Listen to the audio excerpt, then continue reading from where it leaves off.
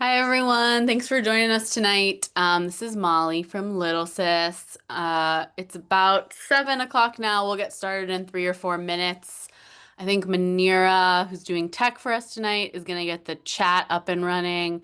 And once she does, if you could just introduce yourself in there, say your name, what organization you're from, where you live, and since we're gonna be focusing on power researching corporations tonight, one corporation you are interested in power researching.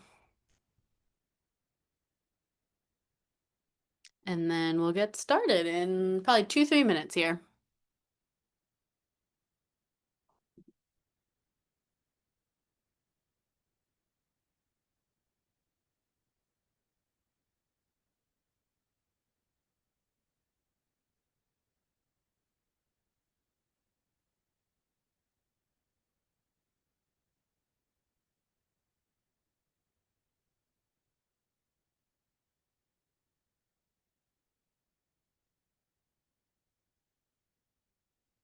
Awesome. We got some Portland folks, Seattle, interested in looking into Palantir, Chicago, looking into Maersk, um, AFSCME, Oregon, looking into legacy healthcare. Lots of good corporations to dig into here.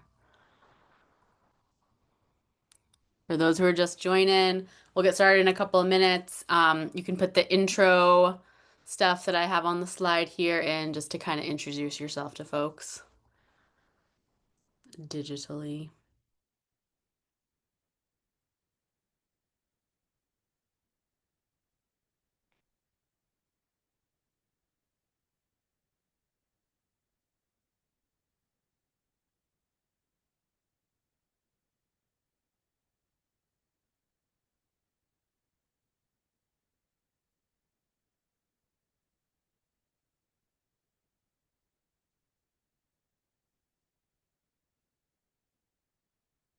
Awesome.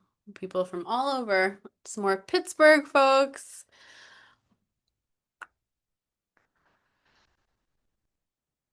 More more people looking into Palantir. Oh, some people looking into utility companies. We're gonna talk about a utility company later tonight, so that'll be right up your alley.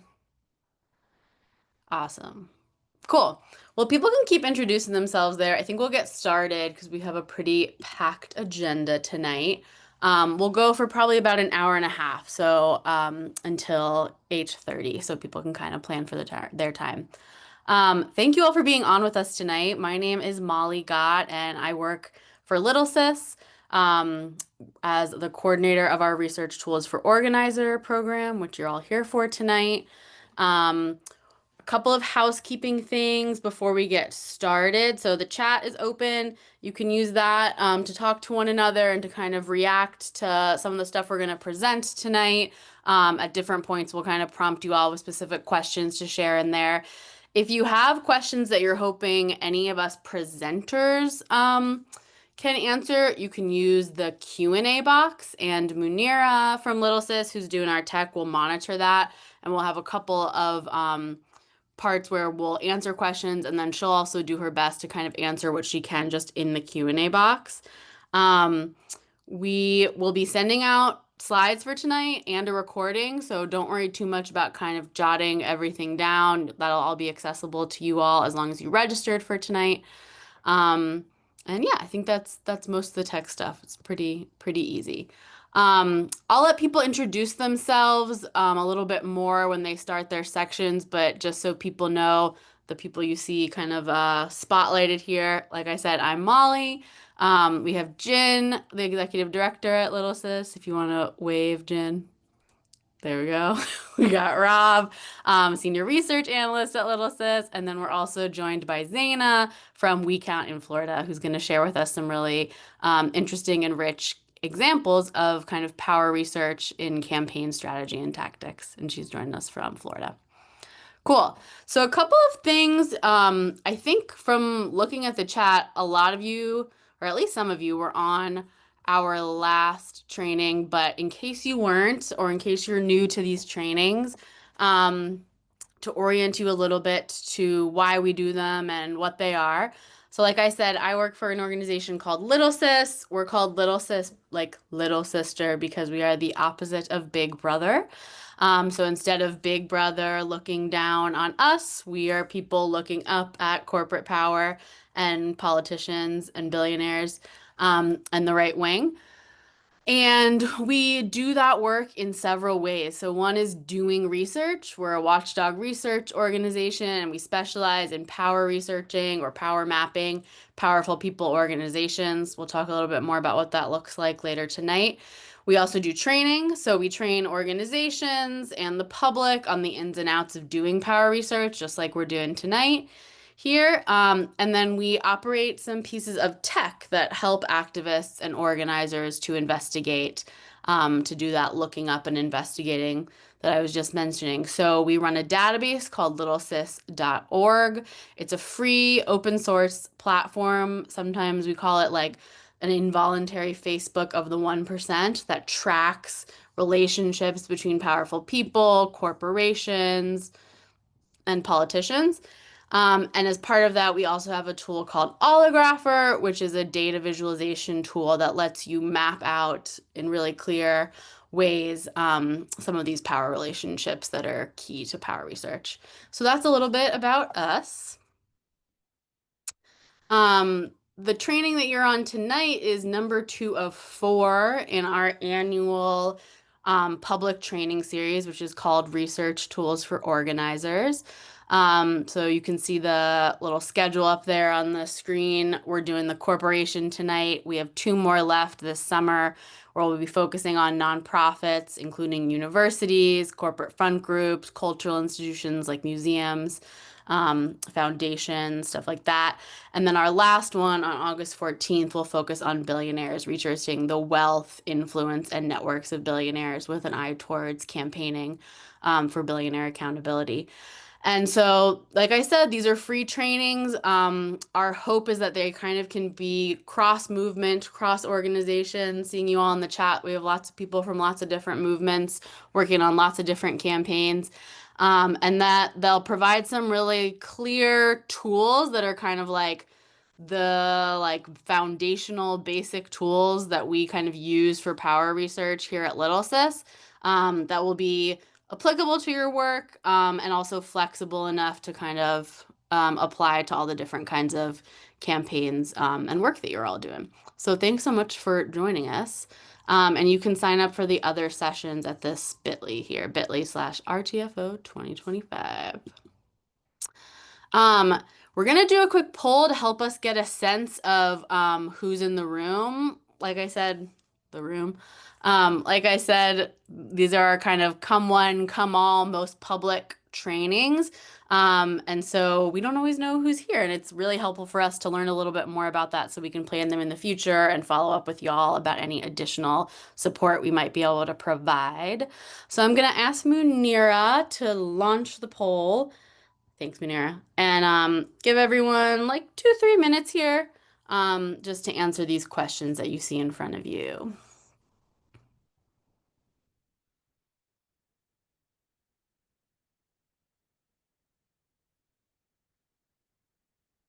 And we thank you very much for it.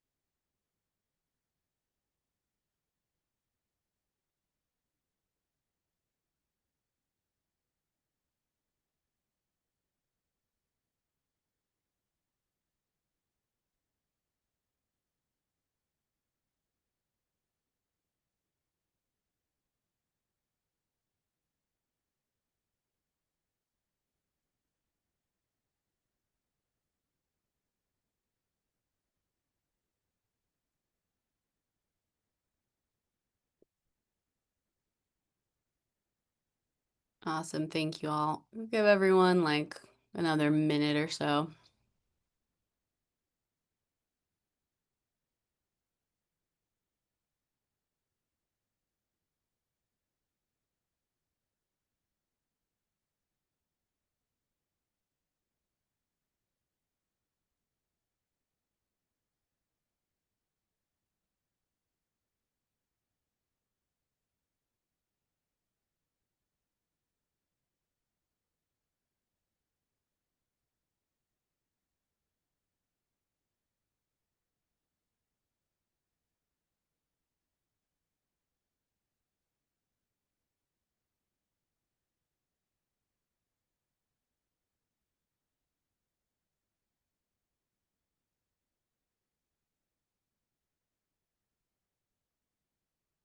All right, and I'm going to give people 10 more seconds, and then we should be good.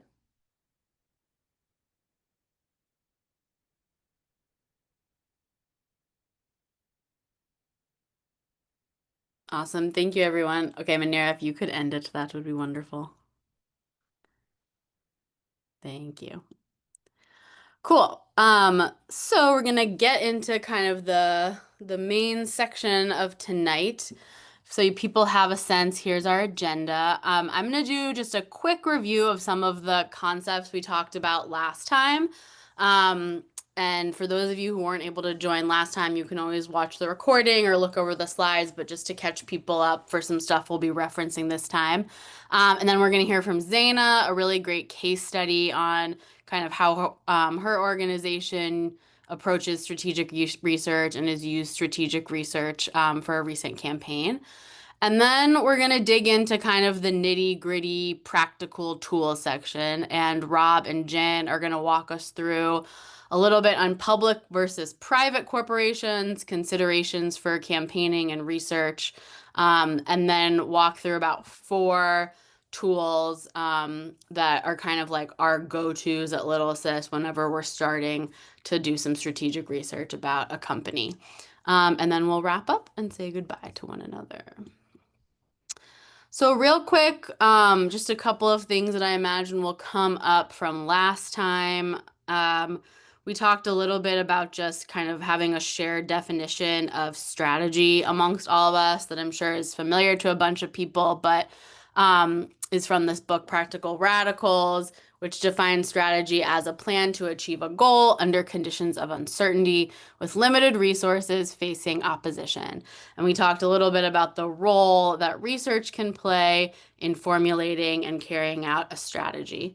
And particularly, we talked about what we call at Little Sis strategic power research, which is a kind of research within movement building and campaigning organizations that aims to do a couple of things. So, one is to help us figure out who we're up against in our various fights, which in the way that our economy is organized and in the way that our political system is organized is actually not always super clear, or the extent of who we're up against is not always super clear. The networks that we're up against are not always super clear. So that's one thing that strategic power research helps us do.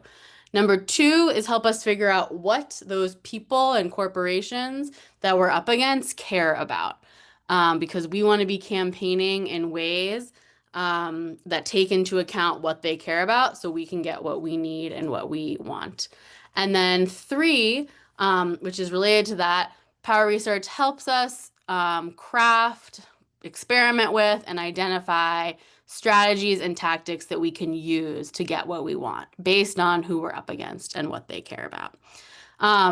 So that's kind of like the overall frame to have about what power research is and why we do it going into tonight. And there's lots of different ways along the way when you're carrying out a campaign, when you're doing this kind of research, that it can be used. And last time we talked about some historic examples of how this kind of research has been used. And up here I have some of the ways that we can think about it. So clarifying issues and demands, identifying targets. We were just talking about that. Allies, maybe people who have similar or up against similar people and opposition, developing creative strategies, tactics, and narratives, finding points of leverage, places where we have power over what our opposition wants, driving a wedge between parts of the power structure, finding allies against common opponents for greater coordination and winning power, and informing and empowering members and building leadership. So these are a whole bunch of ways that, in different ways at different points, research can interact with campaigning. And over the next 3 sessions, we're going to hear from organizers in different movements and different places, kind of tell stories about campaigns they've worked on, and people can kind of be listening for when did research help do any of these things. And then the last thing we talked about last time was kind of took a little bit of a historical look at power research in social movements in the US. And if people are interested in more details about that, they can go back and look at our recording and slides again, but we talked about examples from the civil rights movement, from the Student Nonviolent Coordinating Committee, from the anti-war movement with NARMIC, and then we talked about a contemporary example in the Palestine Solidarity Movement with the Genocide Gentry Project, and kind of got into both research methods as well as like how these groups actually built the infrastructure to do this research. And we talked about these kind of four takeaways from history when we're thinking about power research today. Um, One, that it's played a critical role in supporting and shaping movement strategy and tactics. Two, the relationship between research and base building and membership of social movements, and that research educates, emboldens, and draws from the base in the most successful examples. We talked about the importance of kind of creative and collaborative research processes where research and organizing go hand in hand. And then we also talked about kind of different creative mediums to communicate research out to public audiences, to kind of internal membership, and again, looked at some examples through history.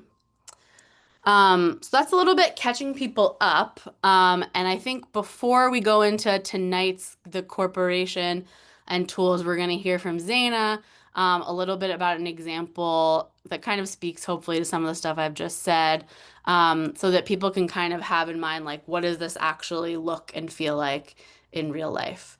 So Zaina, I'm going to throw it to you and let you introduce yourself and share your screen. I'll stop sharing mine. And we're really happy to have We Count folks on tonight. Thanks so much, Molly. Really happy to be here. I have a lot of respect for Little Sis, and we collaborate often with Little Sis. So glad to be here and hope that I can share some things that are helpful, rooted in our own experience. My name is Zaina. I'm the Miami director with We Count. We're an immigrant worker center down in South Florida. And so we're a membership-based organization. And so we have members who descend primarily from across Latin America and who work in the construction industry, agricultural industries. We also have members who are domestic workers as well. And so I'm going to start with setting some context and laying some groundwork.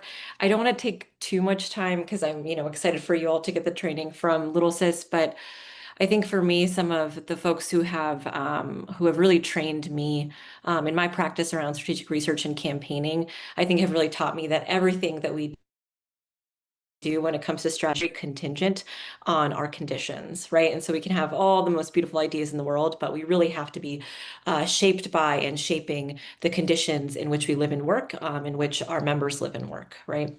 And so 4 years ago, our organization launched the campaign called Que Calor. And so that's setting the groundwork for the campaign I'm going to talk about today.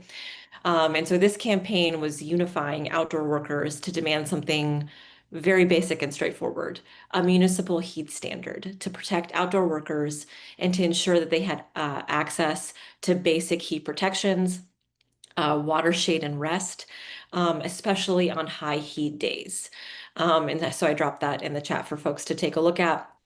In response, the agriculture and construction industries, two of the largest industries in Florida, responded very aggressively and promoted the passing of preemption legislation, HB 433, which makes it illegal for municipalities to mandate heat protections, for employers to provide even heat first aid in the context of heat stroke. And so I want to lay that groundwork because I want to name the political terrain and conditions in which we're organizing. So we're not getting any support from elected officials, I think, to keep that brief. And so that's really laying the context for how we're organizing and forced into this posture, trying to be more creative with our strategies, knowing that unfortunately there isn't necessarily a legislative path to win the protections that workers need and deserve in South Florida. And so with that, I'm also going to share my screen. One sec. And so the focus of today, I'm going to focus on a campaign that we called Build a Better Miami. And so this is focusing primarily on construction workers living and working in Miami. For those that don't know, Florida is one of the top states in the country when it comes to construction. We have one of the largest construction worker populations in the nation. Unfortunately, construction workers face enormous levels of abuses across Florida, and that's including in South Florida. I'm going to drop one more video in the chat. We won't have time to watch it together here, but I do think it does a pretty good job of kind of laying out a little bit of the conditions for folks in Miami and what's happening here in Miami. And so what's happening here in Miami is that what we've seen is a massive influx, right, of billionaires, wealthy, large-scale developers, while working people, right, have not seen their conditions improve, and in fact, their conditions have actually degraded over time. And so a little bit about our context, right? So workers in Miami face a double crisis. And what that means is that even though wages and labor benefits have been stagnant or degraded over time, the cost of living has skyrocketed, right? And so to put it in perspective for folks, before the pandemic, it was already very expensive to live in Miami. Post, pandemic, I know we're still kind of living through the afterlives of the pandemic, but Miami has now become the epicenter of the housing crisis, and one of the most expensive rental markets in the nation. And so what that looks like, right, is that working people, so, 1 in 5 people in Miami live in poverty, right? So again, the wages are simply not keeping up with the cost of living. Um, Developers, on the other hand, right, are making a killing, particularly in areas that are historically immigrant and working class, buying up land to flip and develop primarily luxury housing, or sometimes what they refer to as workforce housing, which is targeted towards people making upwards of $95,000 a year, right? But they call it workforce housing. Very clever marketing on their part, right? Not exactly sure which workers are making $95,000 a year, but certainly not our members. Um, and so then what we have, right, is this interesting contradiction, because even though developers, right, have been able to profit enormously over development, this surge of development in Florida, construction workers in Florida are actually some of the lowest paid in the nation, particularly for like the market in which construction workers are working in a place like Miami. A construction worker in Miami working on a skyscraper is making sometimes half or less than half of what a worker doing that exact same work, building a very similar kind of building, is making in Chicago or New York or LA, right? We also, and I think this is important for our base, who are all immigrant workers, right? We're talking about a super majority percentage of the workforce being immigrant workers, folks that were not born in the United States, building our housing and not being able to afford a home of their own. And so that's really the context in which we're trying to think about how do we push back on this hyper exploitation of construction workers where we live.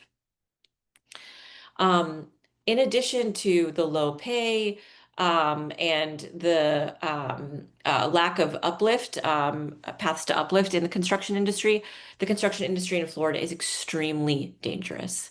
So every 4 days, a construction worker dies on the job in Florida. And when people kind of ask me, well, how can this be? Because, to be honest, I think not everyone is familiar with how badly conditions in the construction industry have degraded over time. For me, it's very simple. The construction industry is a perfect example of what happens when unions are decimated in an industry. 30 years ago, the construction industry was 80% union.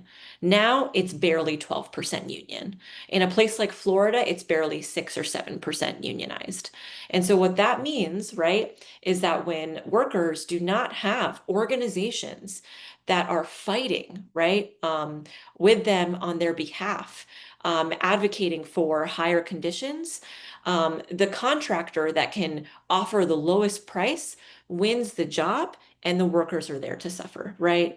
And so this here is a picture of our member Carlos, and he's holding a sign that says, "If you accept my labor, my work, respect my rights."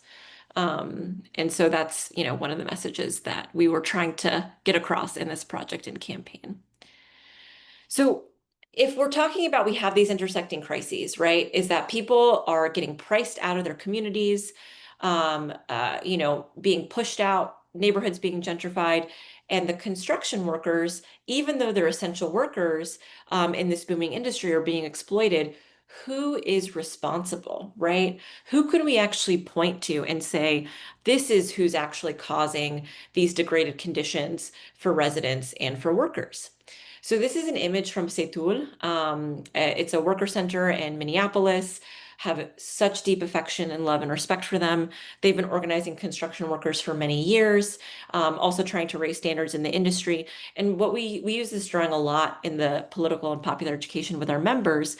And I think it does a really effective job of showing the supply chain, right, in the construction industry. So at the bottom, you have these two gentlemen with a lot of money, and they're nowhere to be found on the actual construction site, right? This is something we joke about with our members all the time. You'll never see these men, right? Because they're just using rich people's money to make themselves more money, right? The developers and the investors. Then you have your general contractor, your subcontractor, and ultimately the worker who's being paid the least but facing the most risk on the job. And so this was really effective for us to talk to our members because in the construction industry, like many industries that are widely subcontracted, it makes a lot of sense to put the onus and responsibility on the so-called direct employer, which would be the subcontractor, right? And there are many shitty subcontractors. This is not to romanticize and say like they're all great. But what is important, right, and this is the conversation we're having with our members, is that subcontractors do not actually have the power to transform the industry. It's the developers, right, and the investors that are choosing to hire these GCs that are also setting the prices that's pushing down, right, punching down and causing these abuses in the industry. And frankly, these are also developers who are choosing, how much they want to extort from renters as well. So, with all of that context in mind, we wanted to build a campaign that was clear, actionable, rooted in the experiences and the needs of our members. And we also wanted, besides something that was actionable and could have a real impact and transformation for our members and community, we wanted to set a precedent, right? In Miami, developers are untouchable, right? Especially anyone who says they're building affordable housing, they're treated like they're gods or something, right? It's like, oh, we have this housing crisis, so if so and so is going to build 15% of their buildings affordable housing, give them everything they want, public money, public land, subsidies, whatever, they can't be touched. We wanted to set a precedent to say we can ask for more of these millionaire, billionaire developers that want to develop in our community and exploit workers in order to build the building that's going to make them billions of dollars. And so, like any campaign, worth its salt, of course, you can't develop demands and vision without the workers, right? So if the workers want to win something, they've got to dictate what they're trying to win. And so that was really where we started. We conducted a survey with over 300 construction workers in two of the largest cities in South Florida where new development has been concentrated. And so that would be Miami and Miami-Dade County and Fort Lauderdale in Broward County. So two of the largest counties in the state of Florida. And so after we conducted this survey, we synthesized the results. The survey was asking workers about their work conditions, if they've been victims of wage theft, what are some of the abuses? But we also asked workers directly, what do you want to see change, right? What would just work look like to you?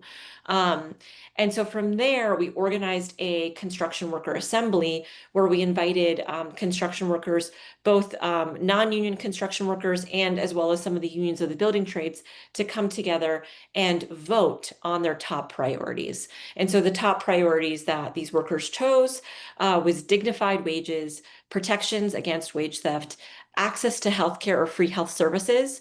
So according to our survey, 75% of construction workers working in the commercial construction industry in South Florida do not have employer-sponsored healthcare. And so again, you have folks working in the hot, hot sun, working in a very dangerous field, and they do not have healthcare, right? So just, I think, reiterating some of the issues that folks are facing. And then the extreme heat. Again, in Miami, it's very, very humid. It's getting hotter every year. So it's become a real serious concern for workers. So I wanted to share these two brief videos. Hopefully we don't have too many technical difficulties from a couple of our members who helped guide and lead the campaign, Santos and Luciano. Hola, mi nombre es Santos Cepeda. Tengo 3 años trabajando en la construcción como varillero. El robo de salario está de moda en la construcción y es una moda y es un negocio de las personas contratistas porque a ellos solo les interesa su bolsillo, no les interesa el lomo del trabajador. Lo que quieren es abusar, entre más tienen, más quieren. Y el robo de salario está desde que no te dan equipamiento de trabajo, es decir, de seguridad, que te obligan a que tú lo compres si quieres trabajar, de las capacitaciones que te obligan a pasar capacitaciones con OSHA y tienes que pagar los cursos, desde cuando te paguen cheque cash, desde por ahí no hay overtime, sabemos que también es parte del robo de salario, cuando te cambian tu cheque sin tu autorización también es parte del robo de salario. Entonces nosotros como trabajadores de la construcción exigimos que nos paguen a como se debe, con un mejor salario, mejor trato, mejores condiciones, que seamos nosotros que decidamos dónde cambiar nuestro cheque porque es nuestro salario, el que vengamos con nuestro esfuerzo, con nuestra lucha, bajo las condiciones de lluvia, del clima, de sol. En la campaña que se está realizando en conjunto con Wicao para el megaproyecto que se va a desarrollar acá en el sur de la Florida, es importante llegar a acuerdos para tener mejores condiciones, mejores pagos, mejores condiciones contra el calor extremo que nos agobia a cada momento y más en los tiempos calurosos donde se trabaja arriba de los 100 grados la temperatura y no es fácil trabajar bajo esas medidas de calor. No es fácil porque podemos perder la vida por deshidratación, por exceso de sudoración y porque también no contamos nosotros con un seguro médico que nos contente para ir al médico constantemente o donde se nos paguen los días que estamos enfermos. Es decir, que si tenemos mejores condiciones, mejores sueldos, nuestras vidas cambiarían para un futuro. Mi nombre es Luciano y trabajo en área de construcción. Estamos ahorita en una temporada que todo el tiempo hace calor. No estamos normalmente en sombra y siempre trabajamos con el calor directo. Con el sol directo, entonces sí es necesario hidratarse. Vas trabajando de normal y empieza a subir la temperatura y uno mismo va sintiendo. Sientes el calor y es muy, muy peligroso en este caso porque si tú no llegas a darte cuenta de que te hace falta hidratarte, te puedes desmayar en las alturas, puedes caer. Cada año van subiendo la temperatura. No podemos decir que hace 2, 3 años era lo mismo. O sea, compañías o jefes tienen que tomar mucho eso en cuenta de que no es como antes. Tienen que poner mucha atención en eso, de ver la manera y la forma de cómo proveer el agua. No es fácil estar allá afuera con ese calor y eso es lo que como trabajador exigimos o exijo, no para mí, sino para todos en construcción. Necesitamos que pongan más de su parte y exigimos protecciones contra el calor extremo. Mi nombre es Luciano. Okay. So from there, and you heard Santos kind of speaking to this, um, understanding, right? Okay, these are the priorities that workers have in terms of transforming the construction industry and having being able to work with dignity in this very difficult industry. From there, we were also doing at the same time quite a bit of research to narrow and to think about what was the campaign experiment that we could conduct where we could uplift and fight for these priorities. Many of you might know, many of you might not know, but the construction industry poses many challenges for campaigning. One, it's that construction projects are not permanent, right? So it's very difficult to fight for a kind of permanent contract the way that you might consider thinking about with a more kind of structured, concerted workplace where the workers plan to work there for the foreseeable future. Another aspect of the construction industry that I think can be challenging, right, is that one of the most important sites of leverage when it comes to the construction industry is the approval process. So developments, both private and public subsidized developments, have to go through some level of municipal approval process, right? For permitting, zoning, things like that.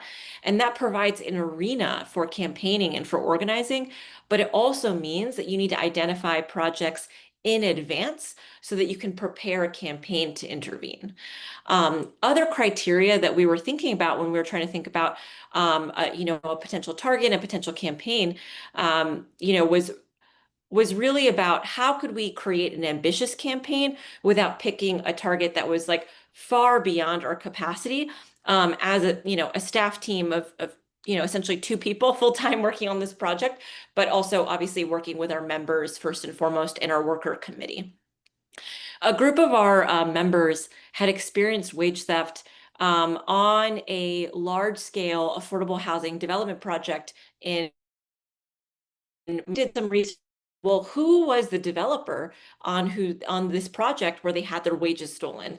And what we found was, it was developed by this pretty major local developer, Swerdlow Group.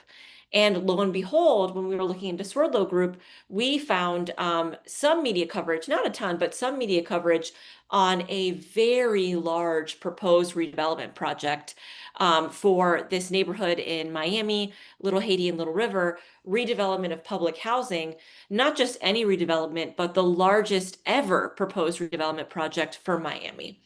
And so we got to work talking to our members, and not just there, but we also went and talked to some of the workers who are finishing up this same project. And we decided, this makes sense. We think this is the right target for us. For all the reasons that I mentioned before, if we can win with this developer, then we can set a precedent for future development projects, right? To respect workers. So a couple of other pieces, because this was redevelopment of public housing, we did not want to only incorporate the demands of workers. For us, we felt like it was very, very important to broaden this campaign to include the voices of residents who were not construction workers, but especially because it was going to be redevelopment of public housing. We also decided the method and the kind of mode of campaign that we wanted to pursue was a community benefits agreement campaign, because we thought through that style of a campaign, we could incorporate the community demands and the worker demands, and again, use the campaign as a way to forge more meaningful connections between unions and community groups that don't typically work together in Miami. And so that was what we pursued. We surveyed over 500 Miami residents as well around their key priorities. And it was not even close. The vast majority, 85% of those surveyed, said affordability. And so we knew we wanted to fight especially around affordability alongside the worker demands. So we'll move from there. Also, if I'm going over, please just interrupt me because I can't see the chat. Okay, so I have like 5-ish more minutes, Dana. perfect. Thank you, Molly. So what were some really important questions for us? So we're this, again, pretty small, scrappy organization deciding to take on one of the largest developers in South Florida, no big deal. And so we really wanted to try our best to have the information, not just to have it, but information that could be actionable for us, right? And so I think for those who are attending these sessions with Little Sis, I think you'll realize as you're putting this information into practice, it's not just about all the information you can gather, but practicing discernment to figure out what pieces of information are actually the most useful to move your campaign forward. And so we wanted to know we one did a public records request to actually get our hands on the project proposal because it was not publicly accessible. So it was called a work order proposal request. It was not through the typical RFP process, request for proposal process, through the county, because it was a smaller group of kind of uh, specially selected developers who could bid on the project, and they were the only developer that bid. And so we had to do a public records request to get the actual proposal, 350, 400 pages, and we had to read it and really understand what it was saying and look for, again, who are the investors on the project? How are they financing this? Because they were telling the county, mind you, this is public land, county land, because it's redevelopment of public housing.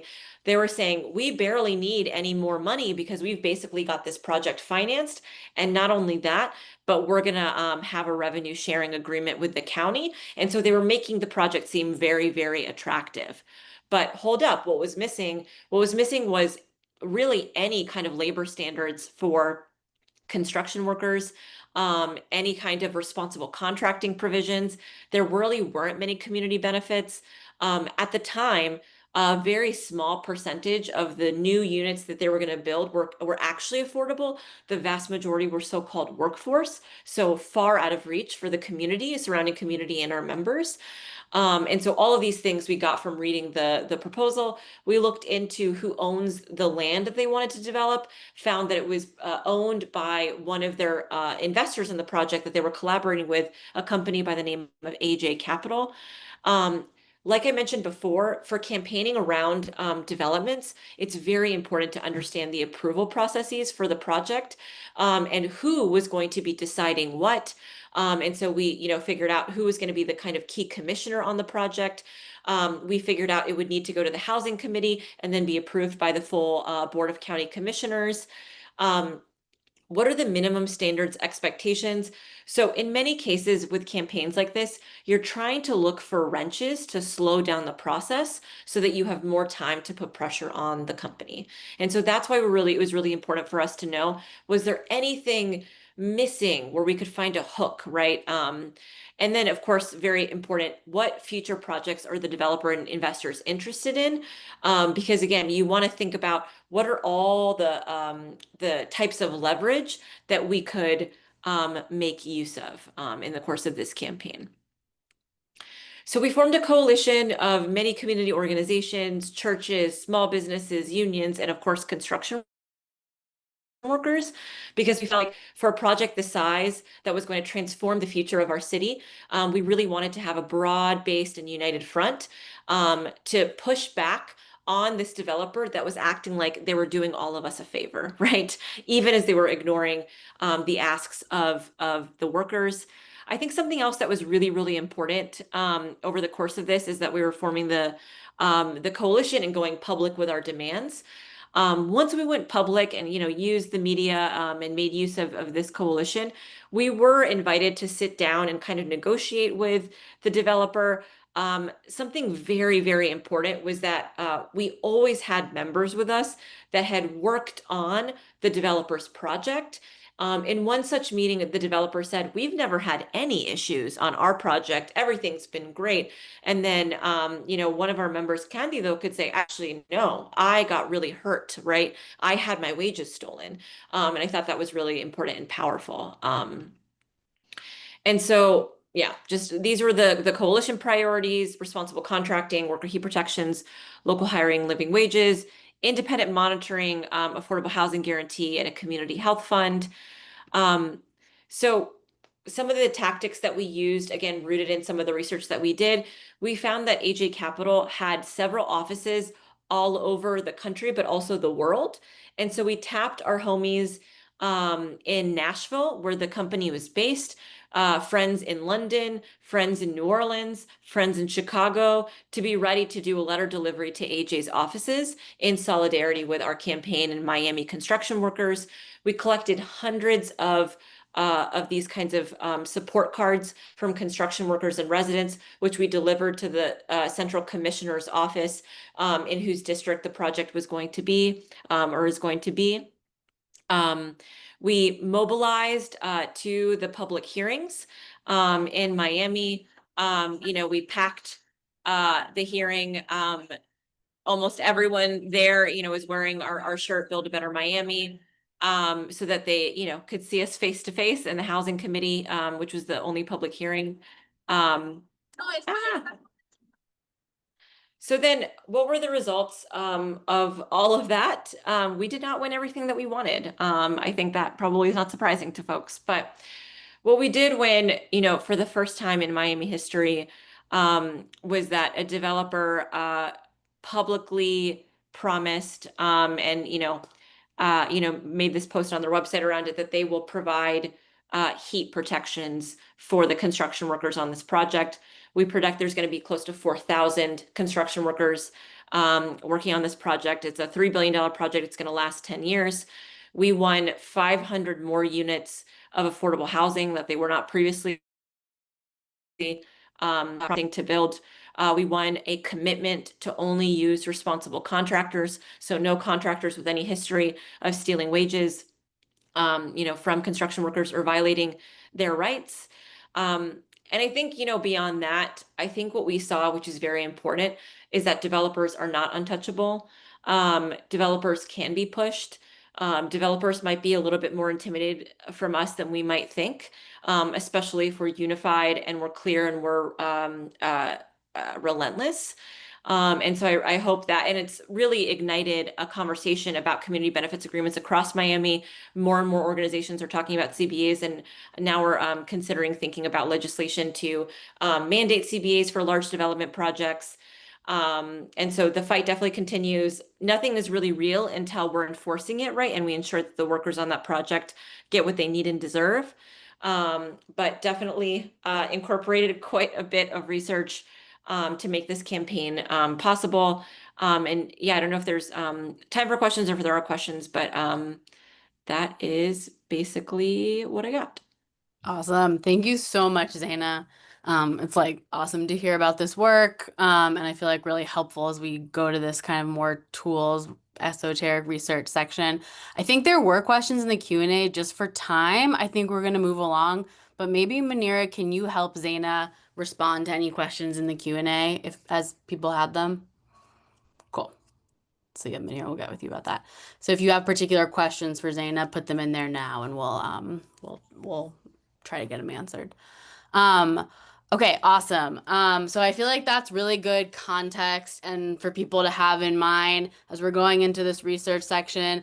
It involves a lot of desk research, a lot of kind of different kind of tools to use that it can be difficult. I think people were saying in the chat sometimes this discernment process of there's an overwhelming amount of information to find about corporations oftentimes. And really what we want to do as strategic power researchers is be able to discern what information is relevant and helpful to get us and members of that we're organizing with where we want versus kind of what's just interesting information. And it's a ongoing process for that.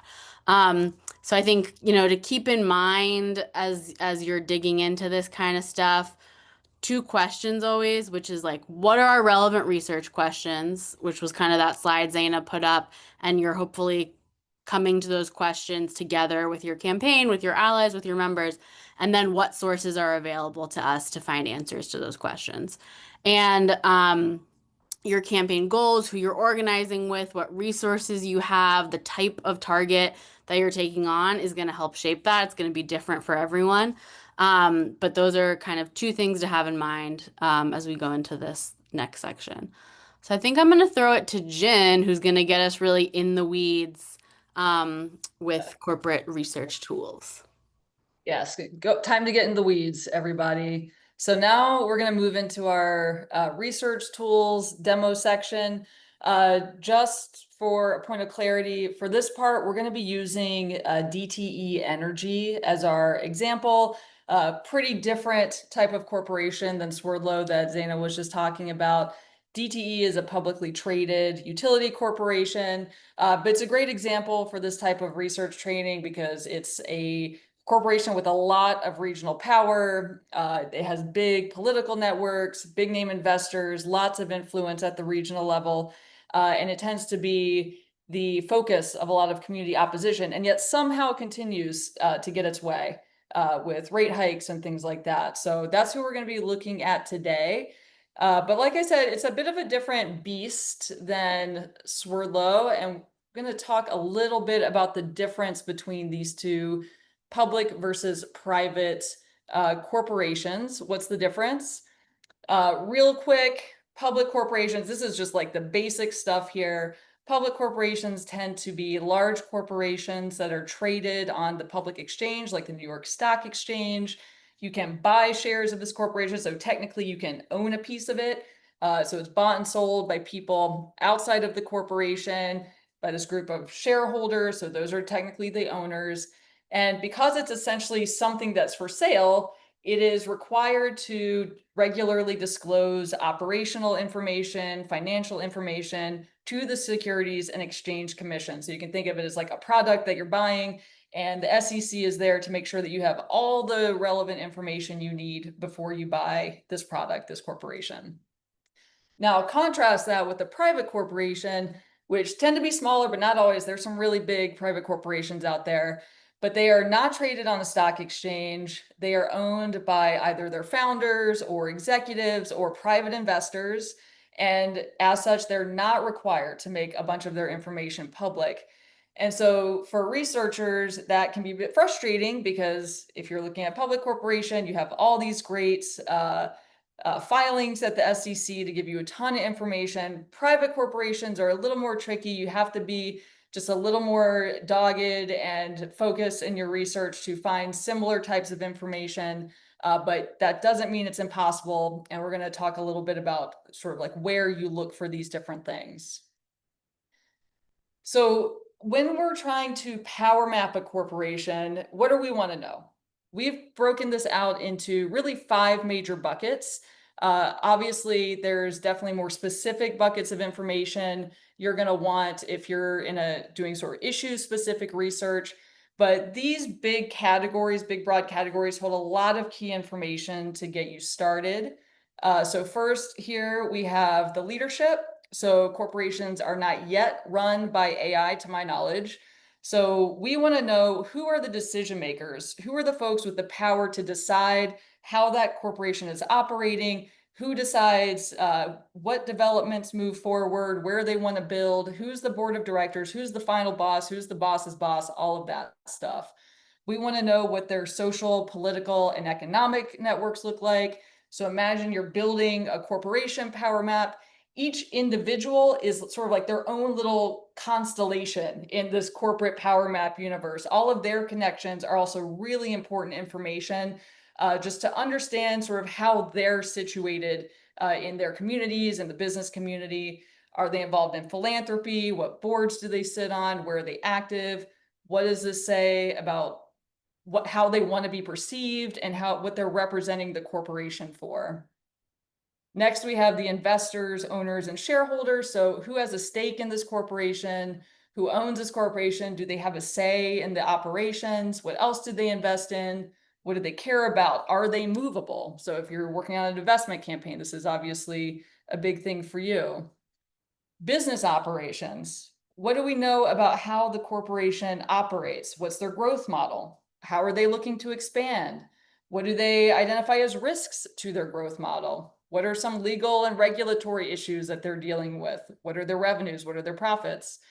Who supports their operations? So who are the creditors and lenders and the banks who are financing their expansion? Who are the attorneys they're working with? What other corporations that they do business with?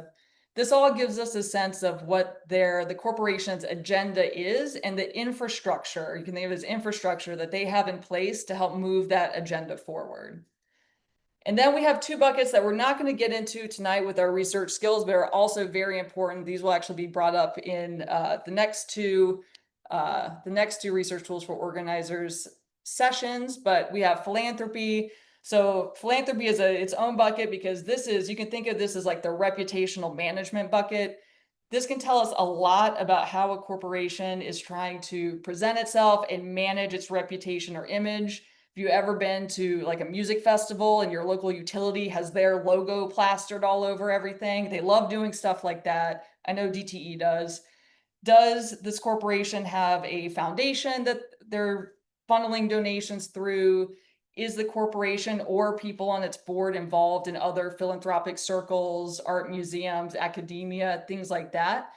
That can be a really sort of ripe area to figure out what is the public image that they're trying to put out. How are they trying to relate to their immediate community?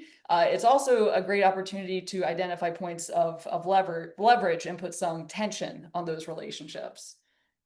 And then the last bucket is the political network. And now this is sort of like this big all-encompassing bucket that can tell us a lot about how the corporation plans to move its agenda forward. So we might think of the agenda that we identify through researching business operations. This helps us understand how it plans to make those operations a reality. So which politicians are they donating to? Who are they hiring to lobby? Who are they lobbying? What are they trying to get through doing all of that lobbying? What chambers of commerce or trade groups are they a part of, or who are they collaborating with to get their way on policy matters? All of these elements pulled together, it can seem like a lot, and it is, but all of this helps us better understand the corporation that we're looking at, how it operates, how it moves its agenda, who's in charge, how it handles its reputation and image. Is it image reputation conscious or not? That can be a really important thing to understand. And then we can use that information to inform our campaigns and our strategies. So tonight we're going to be focusing on leadership, investors, and business operations with the different tools that we're going to be focusing on. But if you go to our Map the Power toolkit, we've done a number of different of research trainings on these other pieces. And like I said, we'll be touching on them later in the series. So again, very quick, depending on the type of corporation we're researching, where we find this information looks a little different. So these slides, again, you're going to be receiving these slides, but if you want to go ahead and take a screenshot, go ahead. These are set up to be a little bit of a cheat sheet for where you might want to start finding this information. So if you have a public company, you can see here with leadership, for instance, you got your websites, you got your Securities and Exchange filings, the DEF 14A, that's the proxy filing where you can look at not only the leadership and their bios, but all of the money that they make in those roles. And this is all to say that if you look at this, you can see that there's a ton of information you can just find from the SEC. And that is something that Rob's going to be showing us here in a minute. But again, just a wealth of information can be found in just a few sources. Again, all publicly available, all free. Oh, sorry there. Then we have the private corporations. We're a little tougher, but often you'll find, you think about private corporations as typically they're wanting to sell something in many cases. They're wanting to drum up business, looking on websites and finding little nuggets in proposals like Zaina was talking about, just going through and like looking and just being a little more, doing more internet searching, looking for clues. It typically takes a bit longer to drum up this information on a private corporation, but it's not impossible. You just have to really get as many documents as you can, read through, and look again for these specific little pieces of information to start putting together this broader picture. And so I'm sorry I went through that very fast. Again, if you want to take a screenshot of that, but these slides will be available once we post this training. So I'm going to be transitioning us off of this this sheet here and going to doing a live demo. Rob and I are going to go back and forth. I'm going to show us corporate websites, just a little really quick overview of that, and a great tool called Whale Wisdom. If you've used it before, there's actually some very cool updates that I just found in preparation for this training that I'm excited to show you guys. And then Rob is going to be demonstrating the all-important SEC Edgar and the first jobs or good jobs first, subsidy tracker and violations tracker, which works great for both private and public corporations. So with that, I'm sorry I'm talking so fast. I'm going to go here. And just like a cooking show, I'm going to pull up the DTE website. Now, I know this seems obvious, and you might be thinking that this is very obvious and why are we looking at this? But sometimes we all need to be reminded to just don't overthink it. Go to the website. A lot of times you'll be very surprised at the amount of information you can just find on one of these websites.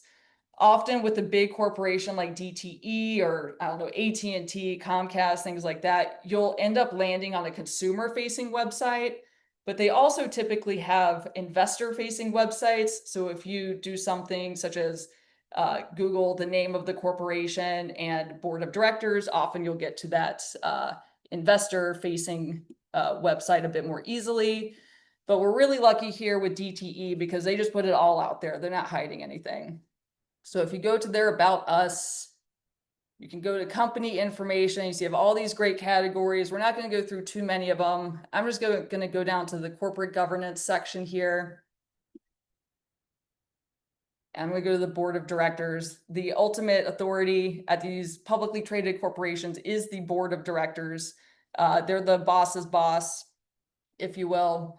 And this is where we'll start to understand who is in charge. And that's really essential because you can learn a lot about a corporation by looking at who's running the thing. So for instance, Rob and I were recently doing some research on a hospital system and found that their board of directors is comprised primarily of corporate directors. There's a couple of medical directors on the board, but it's mostly corporate directors. And that can tell you something about how they're running things, their outlook, their ethos, their goals for running that hospital, right? It's no different with any of these corporations. Who is running the thing tells you a lot about how they are thinking about how they're treating workers, what their approach is going to be. And so I'm looking here at David Brandon. I brought him up on purpose because this is a great example of someone who, he's on this board of directors of DTE. He's also on the board of the Regent. He's the Regent's board of the University of Michigan. He is also chairman of the board of directors of Business Leaders from Michigan, which is a hugely powerful policy planning group in Michigan. And we can go through here and open up all of these different bios and start to look at who is here. And you're going to find folks who individually, they are on the board of directors of DTE, a very important position, but individually, they each have their own entire networks of different board seats that they have, relations to like academia. And this can help you understand, as I was saying before, about the corporation generally. It can help you understand how they're situated in their community through their participation in these boards, and what sort of image is being cultivated. What is their reputation? Where might they be sort of flexing the power that they have? And this is all very important for us to understand, again, who is in charge of these corporations that we're looking at. And just real quick, looking over at Swerdlow, again, same thing. You got your team here, the board, you can look at their partners. They have a ton of information on the website. It's just really great to make sure you're spending time right from jump, just combing through these things, looking for any sort of documents that might help tell you a little bit about how their operations are happening. And then real quick, in my last, I think 90 seconds that I have, probably my favorite tool that we use at Little Sis is Whale Wisdom. It's hard to believe that something like this is free and open to the public. There are paid options and you get some perks with that, but you can use this tool totally free. And essentially, this is an aggregator that shows you all of the different investors in a particular stock. Or the different funds or the different stocks that a particular fund might hold. So if I wanted to see who is investing in DTE, I just go up to this handy little search bar here. I always use the stock ticker. I think it's the easiest way to look one of these up. You definitely get what you're looking for. DTE Energy, click that. And I get to this really great just profile page. There are a couple of little pop-ups. We're just going to close those. DTE Energy, we can see sort of just broad overview, but I'm going to keep scrolling down because what I really want to look at is not this ad, but is this great list of investors. And what is so cool about this is, so basically they have taken in all of these different filings, the 13F, the 13DG, and they've put it all together in this nice table format for you to look at. And so you can look at the investors in a lot of different ways. So I have this set up right now it's filtered by the percentage of ownership. So it's showing the funds, the investors that own the highest percentages of DTE. And that is Vanguard Group. That's no surprise if you're a seasoned corporate researcher. You see Vanguard, BlackRock, and State Street in just about any major corporation's investor list. But this just shows us we can use this a number of different ways. This is all customizable, and you can filter any way you want. So we're looking at the funds with the highest percentage of ownership. We can look at ones where DTE makes up a disproportionate amount of their portfolio. So here's one where their ownership of DTE is over 8%. My favorite thing to do, because I do a lot of state-based research, is I go to this customized columns piece here on the left, and I like to add in state here too. And you'll see that has added that line to this column here. And now I can see where all of these different investors are based. And a really fun trick is occasionally, if you're looking at a particular state, you can see if there's a state pension fund invested. So when I was just looking at this, it was going to be too hard to locate one really easily. But just right here on the front page, state of Wyoming is listed, a relatively small amount of ownership. But I've noticed, for instance, when I've looked in like Florida or something like that, you'll find like the state pension fund might be invested. So if you're interested in looking at specific stocks and from that angle of looking if a pension is invested from a particular state, definitely do this. Unless you, again, if you buy a subscription, you can export that to Excel, makes it a bit easier, but it's not too hard just to scroll a little bit. Then the last thing I'm going to mention here that I thought was very cool, that is I think a relatively recent update, is up here on these tabs. So you'll see we're looking at the shareholders tab. They have some great aggregations here, SEC filings. I'm not going to show you too much of that. I don't want to steal Rob's thunder. They have the insiders tab. So it's got all the folks who work for DTE, like how much they own. They have all of that aggregated here. That's a pretty cool thing to see. And then they also have Congress. And so this is something I just noticed recently. So they're taking in from the Senate financial disclosure platform congressional transactions for, again, this is for a specific stock. So they have to be buying the stock directly, not through a fund or something like that, which is more common, but they have to be buying it directly, and they see that there. So all to say, go to Whale Wisdom. It's free. It's fun. And with that, Rob, I'm going to send it over to you. Great. Thank you so much, Jen. So yeah, I'm going to show off a few different tools here. Again, yeah, getting at some of those filings that Jen was just talking about that Whale Wisdom draws on. Again, this is well, I guess the first of these tools, and I think really probably, a really critical one is the SEC Edgar database. And just, yeah, again, this is for publicly traded companies, like DTE Energy. So this is not going to be particularly useful for private companies. Sometimes you will find very sort of random disclosures in there about private companies, but the bulk of the corporate power research you can do using this is going to be for publicly traded companies. And sort of just like Whale Wisdom here, we're navigating to sec.gov/search-filings. I think Manira can drop that link in the chat for you all if you want to, play along at home.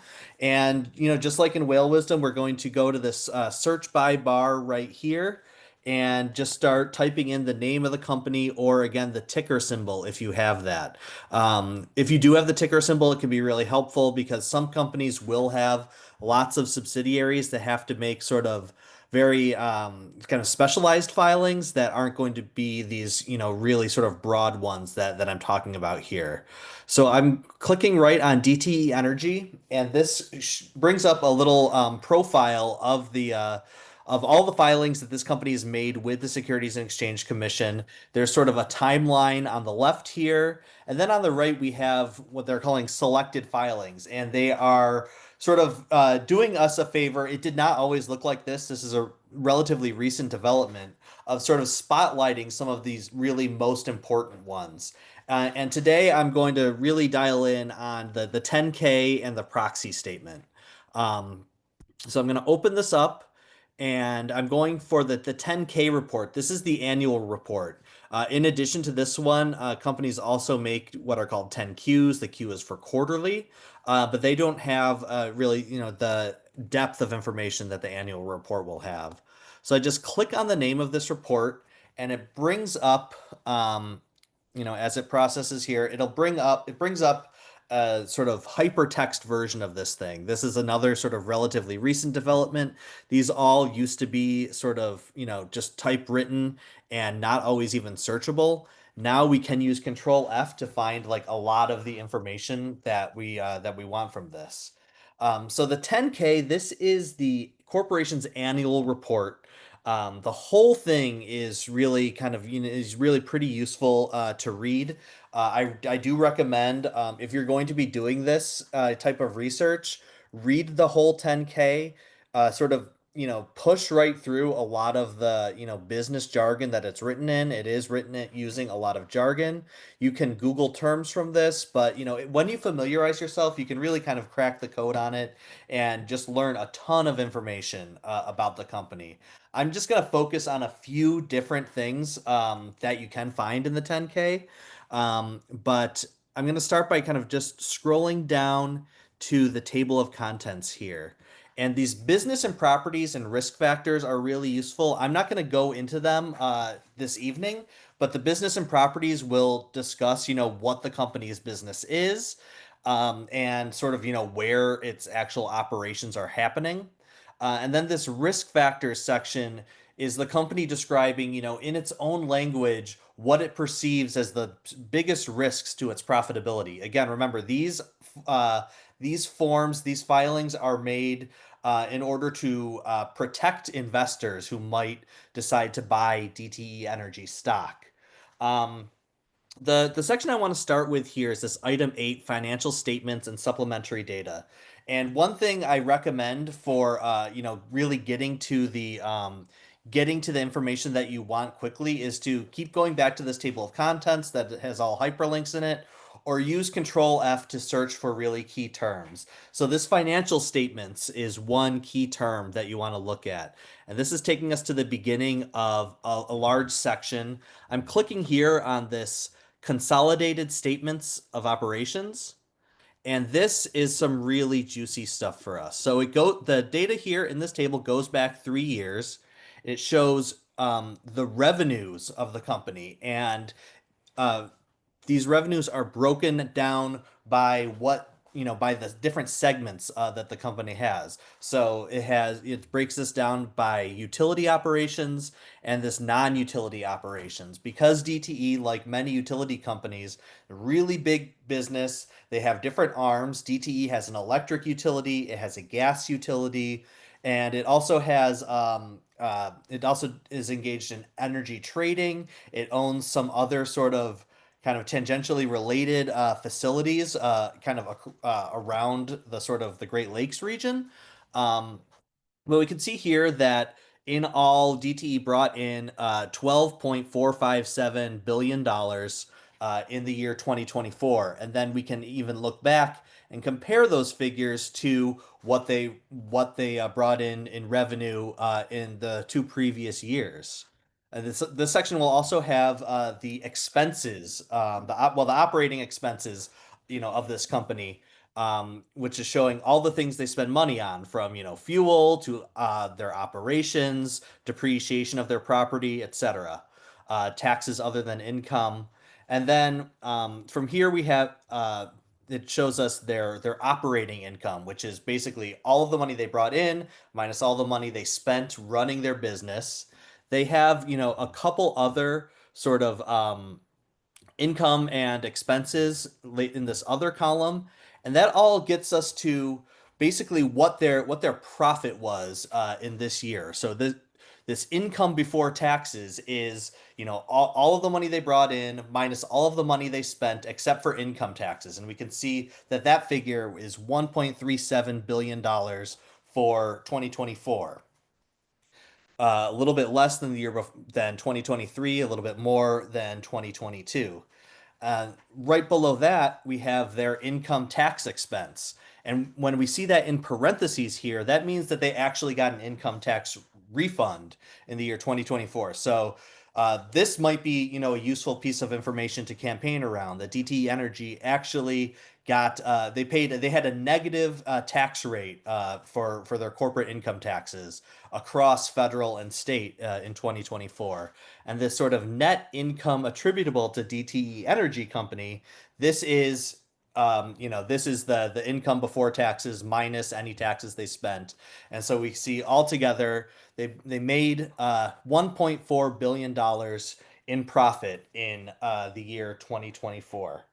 Um, Other things that you might uh, be interested in looking for in this 10K are how they're spending their money to sort of make their shareholders richer. Um, so one really key phrase that is useful to look for is dividends paid, and I'm actually going to Control F for that right now, and that you can see takes me right here. It highlights it very, very usefully. And again, so with that number in parentheses, that means it's a negative number. That's how they do it on these balance sheets instead of putting negatives on there. But you can see DTE paid out $810 million in dividends. That is money paid to all of their shareholders across the whole company. So that's how much they paid out instead of keeping within the company to spend on wages, to spend on capital investment, etc. You can also search for the term repurchase. And here we see this is the repurchase of common stock. This is when the company buys back shares of its own stock in order to make the outstanding shares more valuable. So this is showing repurchases in the year 2021, 2022, 2023. And you can see that in those earlier years they did buy back stock, but they did not buy back stock in the most recent year. Another thing that is in this 10K, again, this annual report that's going to be really potentially very interesting to look at, is who are the banks lending money to this company? This has been used, I think, to kind of connect it to a campaign example. This was used for when people were trying to stop the construction of the Dakota Access Pipeline through much of the United States. They realized that they weren't going to convince the Energy Transfer not to build this massive pipeline to ship back in crude through the U.S. to export it out of the Gulf Coast, but they realized that they could possibly apply pressure to some of their banks, and they did that by looking at these credit agreements for the company that was building the pipeline. So this is something you can do another Control F4 to find it. It's going to be down at the bottom of this 10K where they have to attach all sorts of extra information about their subsidiaries, about their credit agreements. I already loaded this up, so I'm just going to click right over to it, just for the interest of saving time. And we can see this is the fifth amended and restated 5-year credit agreement. So basically every 5 years they amend it again, they stretch it out, they might add banks, banks might drop out, but this names all of these banks that are lending to DTE Energy. And within this, we can do a search for lender commitments. And this takes us down to this really nice table that shows all of these banks.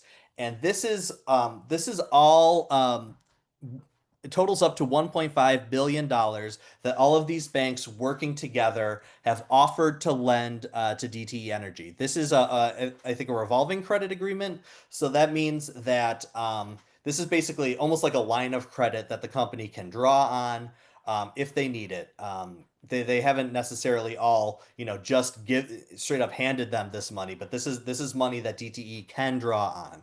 And you can see, we have, many of the big banks, the biggest banks in the country, Citi, Wells Fargo, JP Morgan Chase, Bank of America, but also some more regional banks, Key Bank for folks who might be from the Cleveland or Buffalo area is a really big one. Also, PNC Bank, I think, is headquartered in Pennsylvania. But this is, again, this can be really useful information, again, to sort of, depending on what the demands of your campaign are, what the strategy you are using, you can use this information to look up who is lending to this company. By viewing their credit agreements. The next thing I want to show is the Schedule 14A. This is the annual proxy statement that the company makes before its annual shareholder meeting, and this provides a bunch of information again for shareholders who are going to have to vote on the next board of directors of the company, any resolutions that have been brought by shareholders or groups of shareholders. And this Schedule 14A has a lot of biographical information, and this has like a lot of the money stuff. The how much do the directors get paid? How much do the executives get paid? So just like with that 10K, I'm scrolling down to find the table of contents here. The first thing I want to show is the summary compensation table. This, and I just clicked on the link there. This shows how much, the key executives, the top executives of the corporation got paid, again, over the last 3 years.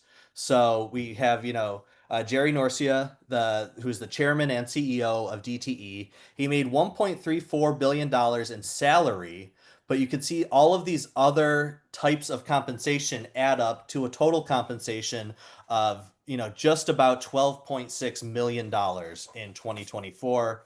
And by comparing that to the previous year, we can see that he got, a significant raise there.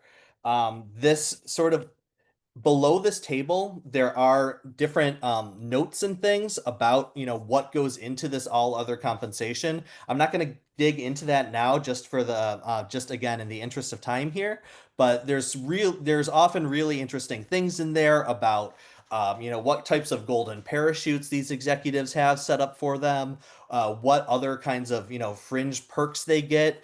Do they get to use the corporate jet for their personal uses? Do they get club memberships? Do they get a private security detail? All of that stuff is going to be listed down below this summary compensation table. I'm going to jump back up to the top again and scroll down to the table of contents to show the director compensation table.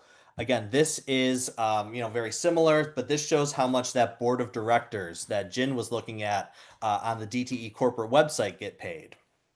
And so again, they get paid both in cash, also in stock, and then sort of this other compensation as well. There are a couple other things that I would like to show, like the CEO pay ratio, which again I can just control F for that.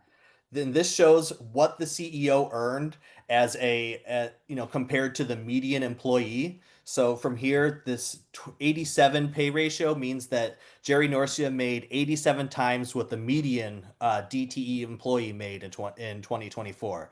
Another relatively new thing that corporations have to report.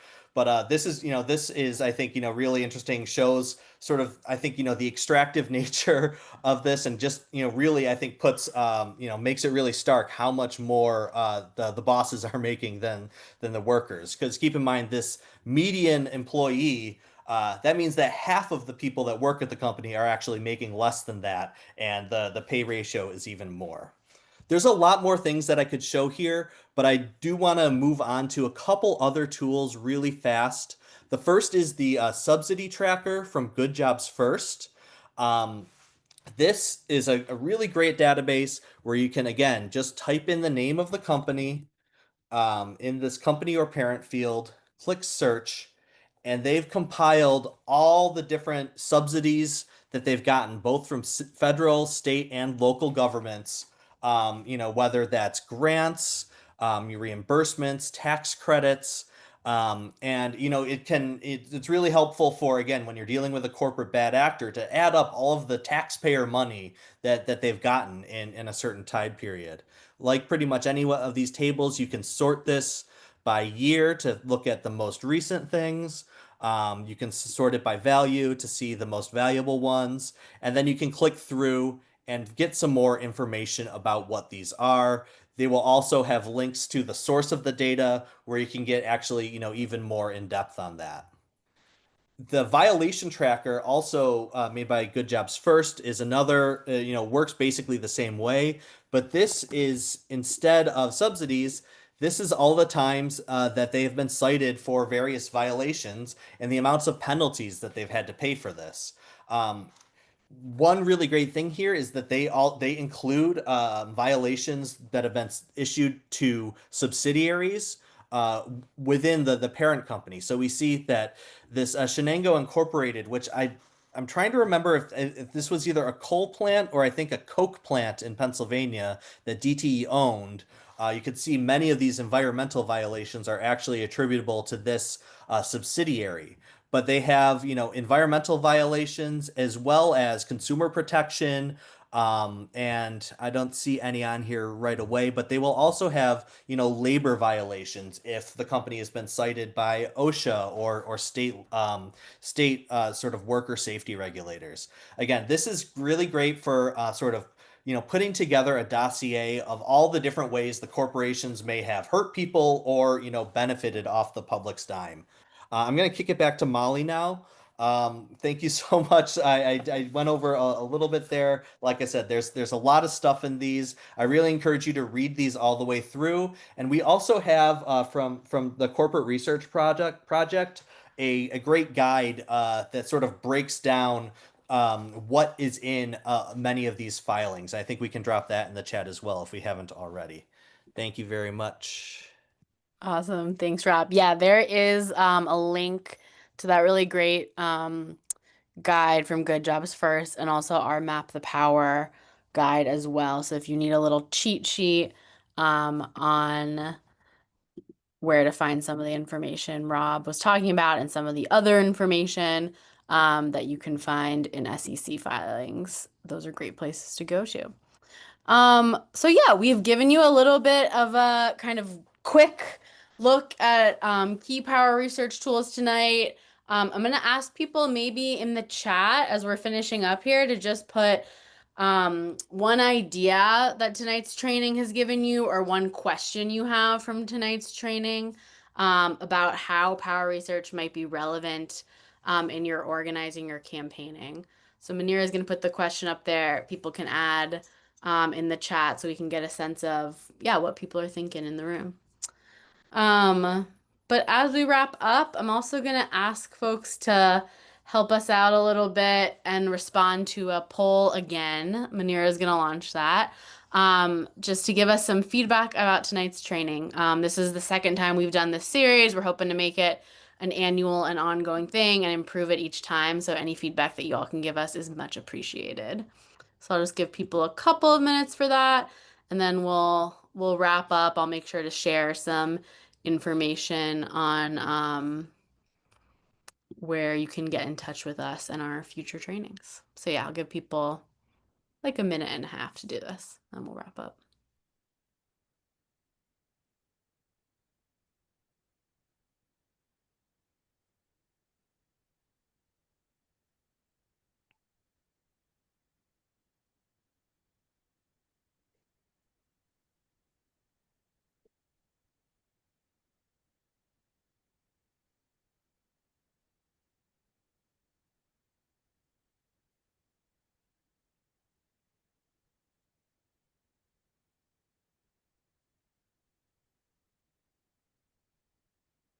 Thank you all so much. We appreciate it.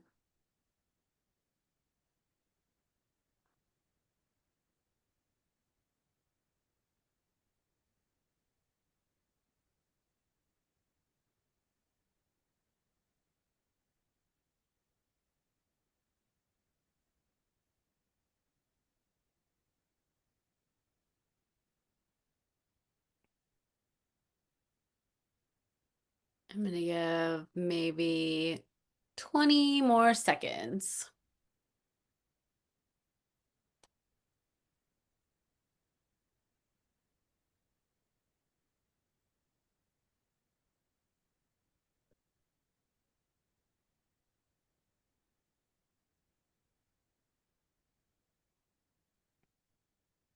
Okay, cool. I think Manera, you can shut us down. Awesome. So for people who want to continue on your power research journey, next month our training is going to be focused on nonprofits. That includes universities, corporate trade groups like chambers of commerce or other regional corporate front groups, culture institutions like museums, and we're going to be digging into kind of the role of those nonprofits in elite power structures, where to find information about their revenues, boards and staff, major contractors, grantees, a lot of the stuff that we talked about for corporations, but for nonprofits. And so we'll hope to see you all there.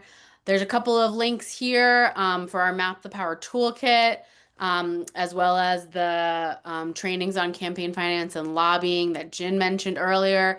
Any tools that we talked about tonight or any links that we shared in the chat will go out in an email to people either tomorrow or early next week. So make sure that you're registered, and as long as you are, you'll get the email with all the tools.